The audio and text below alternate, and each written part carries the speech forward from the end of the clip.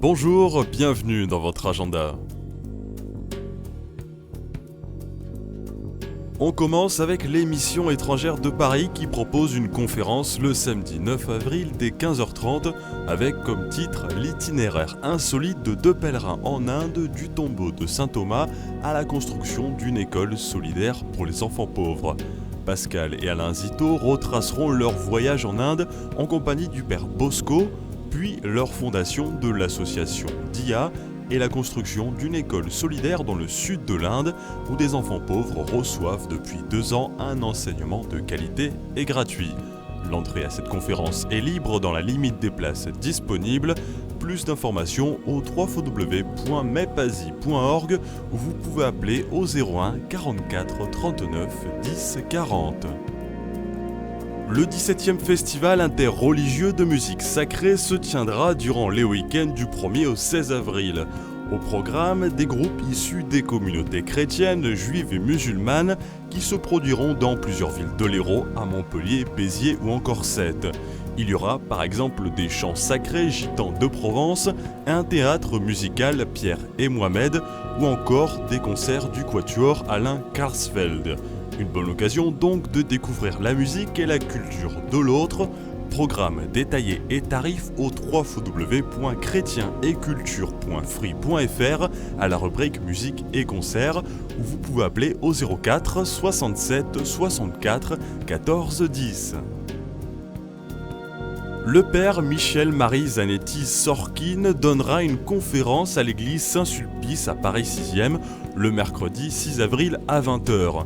Après une carrière artistique dans la musique, le prêtre a été ordonné à l'âge de 40 ans. Il exerce aujourd'hui à Paris et à Gap. Il est l'auteur de nombreux ouvrages avec de grands succès en librairie et est devenu un prédicateur réputé et reconnu. Il s'exprimera sur la miséricorde à tout cœur dans le jeu de Dieu. Pour en savoir plus, www.pss75.fr/saint-sulpice-paris.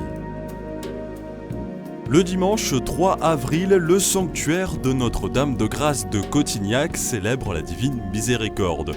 Au programme le matin à 10h, une conférence sur la miséricorde divine, à 11h, une messe, à 15h, récitation du chapelet de la Divine Miséricorde, suivie de l'adoration jusqu'à 17h, et à 17h, la journée se termine par des vêpres.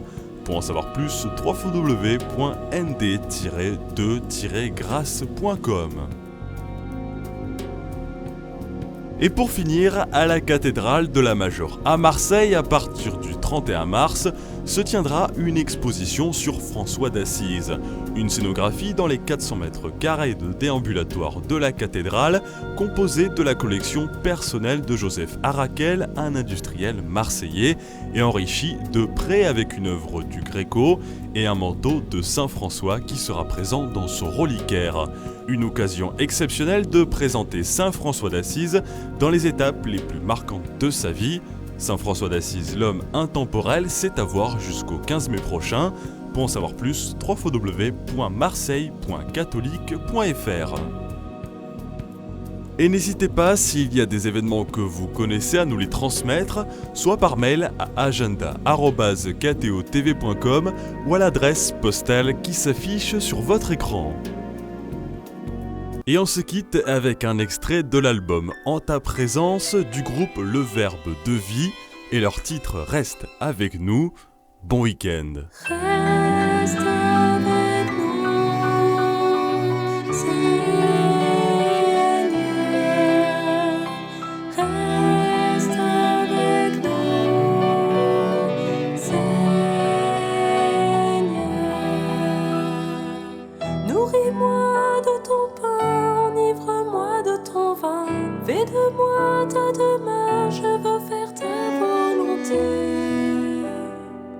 Ô Jésus, cœur